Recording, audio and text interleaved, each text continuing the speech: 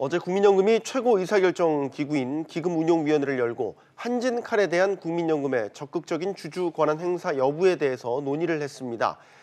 기금위원 다수가 국민연금이 적극적으로 한진칼에 주주권을 행사해야 한다라는 취지의 의견을 내놨습니다. 네, 바람잘 날 없었던 총수일과 관련 이슈들로 주주 가치를 훼손했기 때문이라는 지적이 우세하죠. 하지만 국민연금이 본격적으로 주주권을 행사할 것인지는 수탁책임 전문위원회 논의를 거쳐야 하는 등 여전히 넘어야 할 산이 많습니다. 자세한 내용 항공대 경영학과 허희영 교수, 최단비 변호사와 짚어보겠습니다. 두 분 어서 오세요. 안녕하십니까. 네, 변호사님께 먼저 질문을 드릴 텐데요. 어제 이 안건을 가지고 이제 소집이 된 배경을 보니까 이 참여연대 집행위원장이기도 하죠. 이찬진 기금운용위원회 요청 때문이었더군요. 네, 맞습니다. 네. 이번 회의는 이찬진 의원이 불법 비리를 저지른 조양호 회장 등이 이 대주주 일가의 책임을 묻기 위해서 오는 3월에 대한항공과 한진칼의 주총이 있는데 이 주총에서 국민연금이 적극적으로 주주권을 행사해달라. 이 행사의 할지 여부와 네. 행사 범위를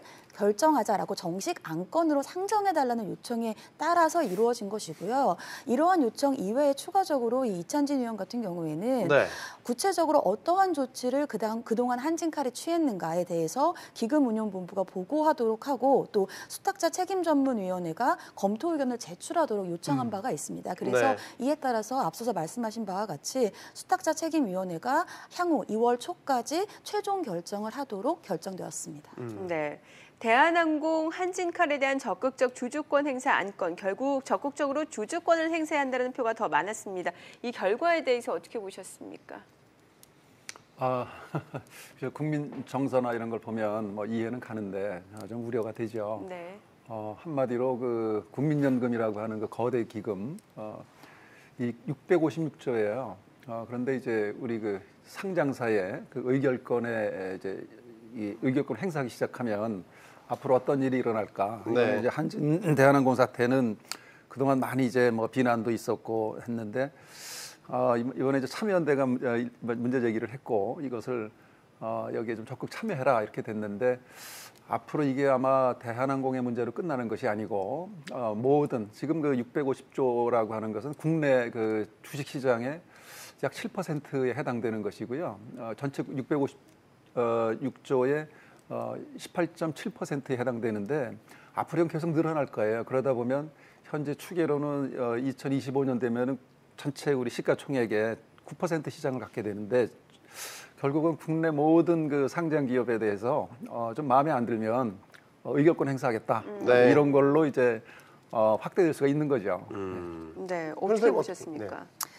이번 같은 경우에는 사실은 이제까지 지난해의 한진그룹에 대해서 여러 가지 다방면의 조사들이 이루어지지 않았습니까? 네. 이러한 다방면의 조사와 그 이후에 국민연금이 어떤 것을 요구했을 때 예를 들면 공개서한을 발송하고 여러 가지 경영진들과의 대화를 했을 때 거기에 대한 대한항공의 태도가 모두 다 포함되어서 이러한 결과가 나왔다고 보입니다. 그래서 국민연금 같은 경우에는 그 전에 공개서한도 최초로 발송을 했고 경영진과의 면담도 요청을 했지만 결국 돌아온 것이 뭐 경영 정상화를 위해서 최선을 다하고 있다 이 정도의 대답이기 때문에 거의 지금 다수의 주주인 국민연금의 입장에서는 이번에 계속해서 소극적으로 대응하기는 좀 어렵지 않았을까. 그래서 적극적인 대응의 명분은 결국 대한항공 측에서 마련한 것이고 그것에 대한 결국의 결론이 도출되었다 이렇게 보입니다. 뭐 스튜어드 코드 도입 당시에도 논란이 여러 가지 있었지만 또 허 교수님도 뭐 우려되는 부분을 말씀하긴 하셨지만 만약에 이 대한항공 사례만 놓고 본다면 한진일가 놓고 본다면 사실 이 일가들의 온갖 의혹과 어떤 일탈로 인해서 주주 가치가 훼손된 건 부인할 수 없는 것 아닙니까? 그럼 여기에 대한 책임을 무언가는 져야 하는데 또 유야무야 넘어가는 이런 식의 흐름들이 보이니까 어떻게 보면 국민연금이 제동을 거는 것 아니겠습니까? 예, 맞습니다. 네. 그런데 이제 주주가치 훼손이라고 하는 게 당시에 저렇게 그 기업의 이미지가 실추되고 저걸 이제 오너 리스크라고 하죠. 네. 우리는 영업을 잘 했는데 오너가 잘못해서 그러나 이 주식시장은 어떻게 반응하냐면 바로 그것에 대해서 주식시장이 반응을 했죠. 많이 떨어졌어요. 네, 떨어졌어요. 네. 작년 10월부터 보면은 이제 이게 모든 게 이제 무혐의 처리가 됐죠. 원래는 이게 긴 회항으로 시작됐죠. 그 땅콩 회항입니까? 네, 그걸로 시작이 맞습니다. 되었다가 한 10개월간 그 검찰 조사가 이루어지고 무혐의로 이제 작년 10월에 나면서 주가가 반등했어요. 그러니까 무슨 얘기냐면 역시 주식시장은 굉장히 현명하게 투자자들은 움직인다. 기업가치 현금으로.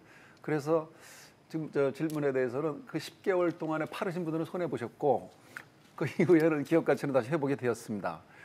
지금은 그 약 한 3만 5천 원에 형성돼 있고요. 그런 점에서는 뭐 기업 가치는 제대로 평가를 받고 있는데 저는 이제 이렇게 보는 거죠. 그 조양호 회장의 일가의 그 잘못은 사법적으로 지금 계속 재판도 되고 있고 일부는 이제 종료가 됐고 아직도 남은 재판이 많아요.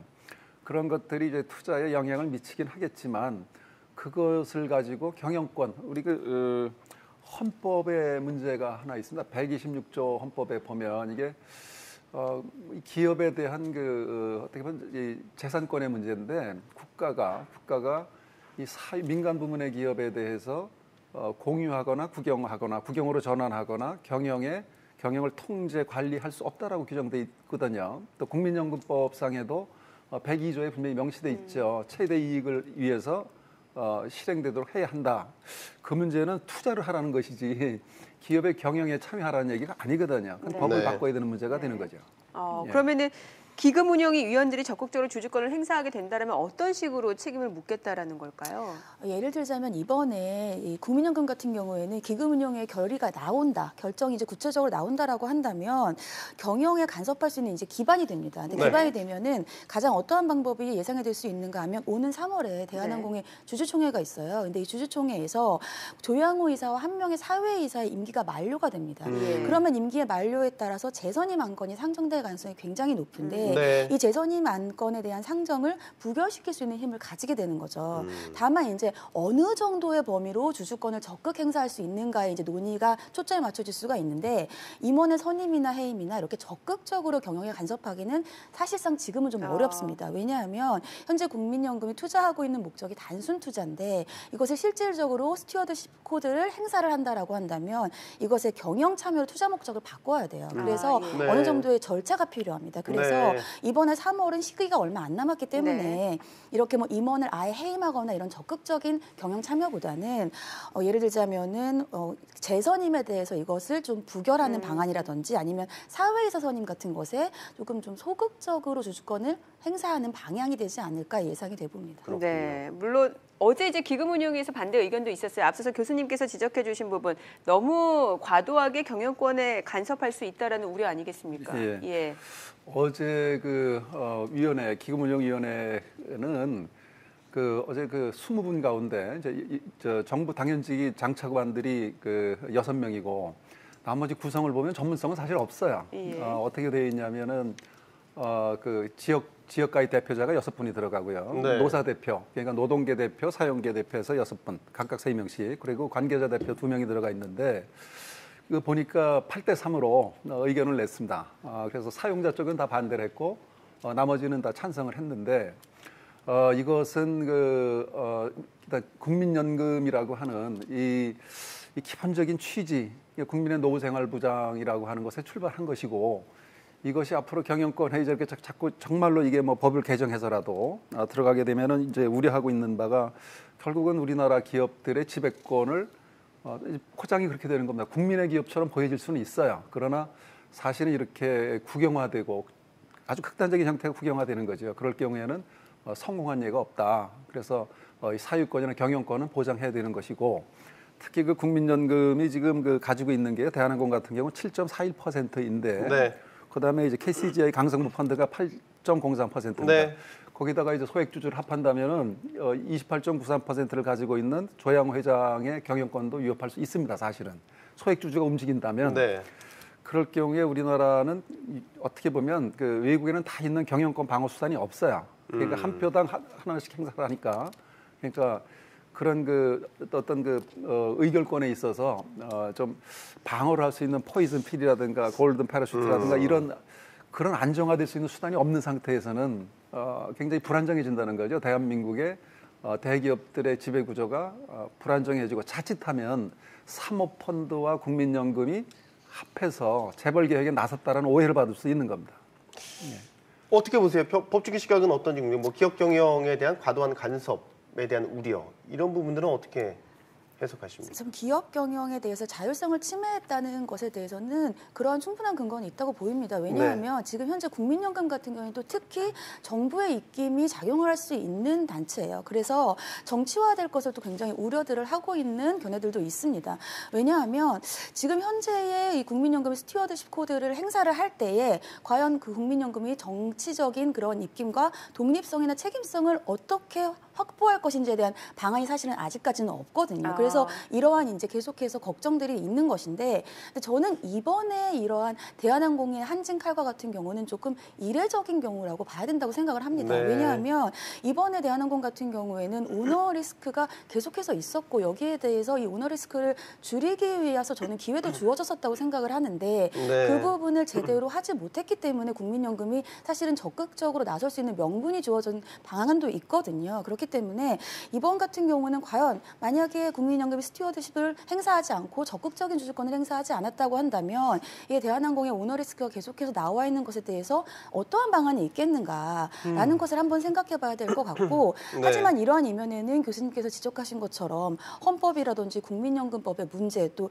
기업의 경영성 자율에 대한 문제들도 있거든요. 그래서 제 생각에는 국민연금이 모든 기업의 경영에 참여할 수 있다라는 것은 조금 어떠한 자율성 침해 문제가 있어 보이고 간섭을 할 수 있는 기업과 할 수 없는 기업의 기준을 세워야 된다. 그리고 처음부터 바로 적극적인 주주권을 행사할 수 있는 것이 과연 바람직한 것인가. 어떠한 자정 노력을 줄 수 있는 그런 절차와 과정이 조금 기준의 도입이 필요하지 않나 이러한 생각이 됩니다. 네. 자, 그러면 2대 주주이 KCGI 일명 강성보 펀드라고 하지 않습니까? 국민연금과 연계 가능성에 대해서도 관심이 쏠리고 있는데 어떻게 보십니까? 그래서 어제 결정만으로 보면은 그런 오해를 받을 수가 있어요. 어제 결정만으로는 게 가능하고요. 그런데 그 이제 스튜어드십 코드라는 것, 물론 이제 그 스튜어드십 코드를 할 수 있는 그게 2010년에 영국에서 시작된 거거든요. 그런데 아직 그것에 대해서 어떤 평가를 내기는 어려운 단계이고 문제는 지금 그 국민연금의 그 주주는 누구냐? 기금 그 운영위원들이 아니에요. 국민들입니다. 그러니까 국민들이 주주인 거죠. 사실 그 국민연금의 주주는. 그런데 위임받은 사람들이 그런 결정을 하고 거기에 나설 수 있는가 그런 문제가 있고 사실 현재는 투자만 하도록 되어 있거든요. 그래서 경영에 참여한다면 이제 경영에 드는 비용이 많이 발생하는 거죠. 또 다른 대리인 문제가 되는 것이고 그래서 지금 우리 경영학에서는 저는 경영학을 하고 있습니다만 소유와 경영의 분리가 바람직한 패러다임인가에 대해서는 저희가 공부할 때 교재가 다 바뀌었어요. 그래서 80년대 들면서는 수십 년간 실증을 해봤죠. 주인이 있는 기업이 잘하는가, 주인이 없는 기업이 잘하는가.